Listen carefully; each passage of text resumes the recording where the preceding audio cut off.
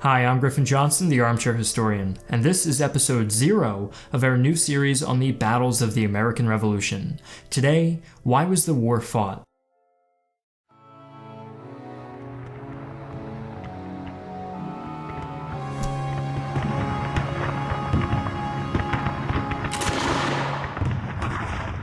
Before discussing the first battle of the American War for Independence, we must understand why the war broke out in the first place, and the simple answer of taxes will not suffice, as plenty of duties, such as the Tariff-Imposing Navigation Acts and Molasses Act, were in place decades before the Revolution and were met with almost no resistance. So understanding the causes of the Revolution will help us in realizing why certain actions during the war were more important than others, and why those actions even took place.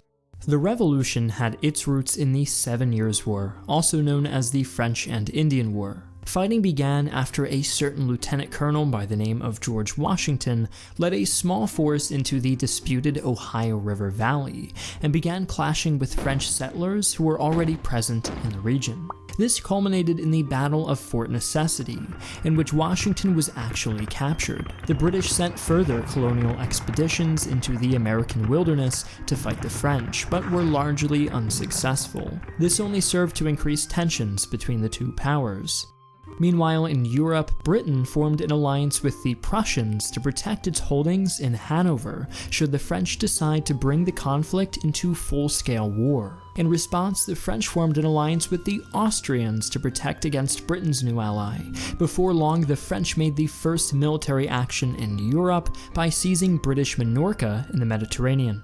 What was originally a colonial border dispute between Britain and France soon became part of a global conflict, which was joined by the Prussians, Austrians, and many other opportunistic nations. Altogether, the 7 Years' War ended without decisive results in every theater except North America, where the British took almost everything the French controlled at the time. Ostensibly, this was a massive gain for the British and colonies alike. France had no more territories on the continent, Spain was curtailed, and nothing stood in the way of colonial expansion. Besides the British. That's right, the colonies were now barred from expansion into the American interior after King George III issued the Proclamation of 1763, which prohibited his subjects from settling on that land. But why would he give up such a huge financial opportunity? The simple answer is that, although the British controlled Louisiana and Canada, the Indians and French colonists who lived on that land didn't simply disappear.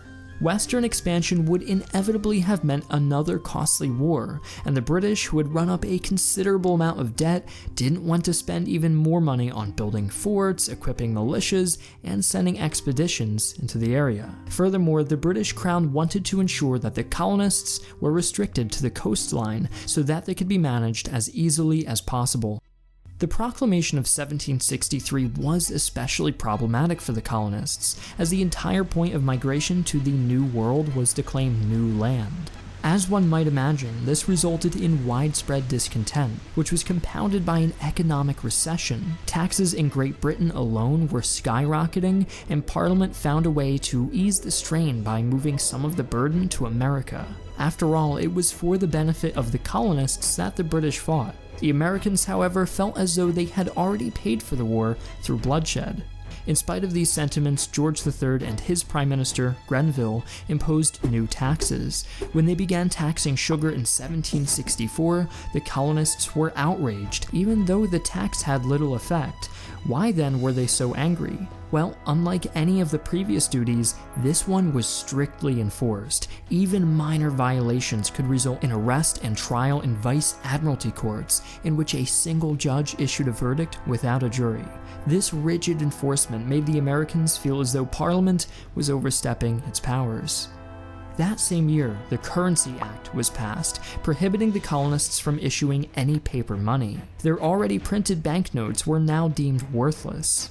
The combination of the Currency Act, Sugar Act, and Proclamation of 1763 upset much of the working class, and the British didn't stop there. In 1765, the Stamp Act was introduced, which was a tax that required nearly every paper material to be printed on stamped paper, which was shipped directly from London.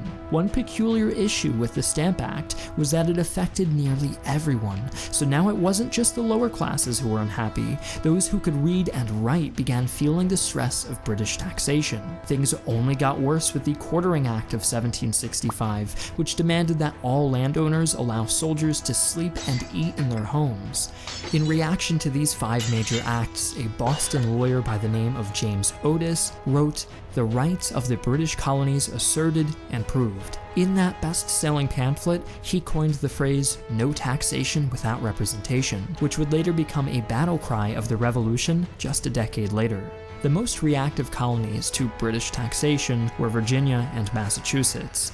Boston in particular suffered greatly under the new tariffs, as it was the largest trading hub in the colonies. Protest was so intense that mobs tore down a customs house and nearly destroyed the governor's mansion. Meanwhile, in Virginia, Governor Patrick Henry protested the Stamp Act and actually argued for self-governance.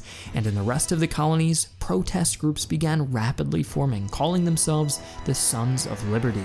Consequently, Parliament repealed the Stamp Act in 1766, but George III wouldn't budge. The Declaratory Act was passed that same year, which asserted that the British could justify all taxes anywhere in the colonies. After a succession of inept prime ministers, the Minister of the Exchequer, Charles Townshend, was practically left in charge of taxation. He passed the appropriately named Townshend Acts from 1767 to 1768, which further increased tariffs in the colonies. As you might imagine, colonial protests were stronger than ever. Colonial politician Samuel Adams wrote the Massachusetts Circular Letter in 1768 calling for a colony-wide protest to the Townshend Acts. The British warned no one to read the letter, otherwise there would be serious consequences. So everyone read the letter, and when royal governors found out, they began dissolving state legislatures.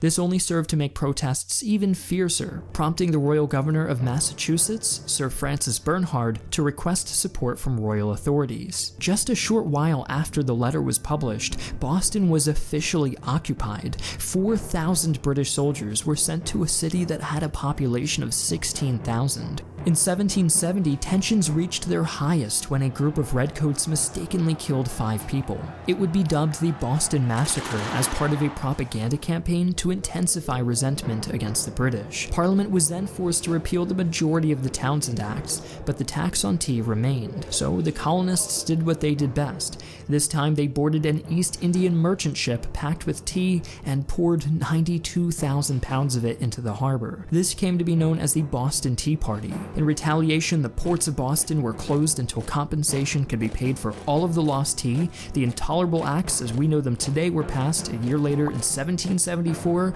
and to ensure no more rebellions could take place, the famed administrator and veteran of the 7 Years' War, Lieutenant General Thomas Gage, was assigned as Commander-in-Chief of the British Army in America and set sail for Boston.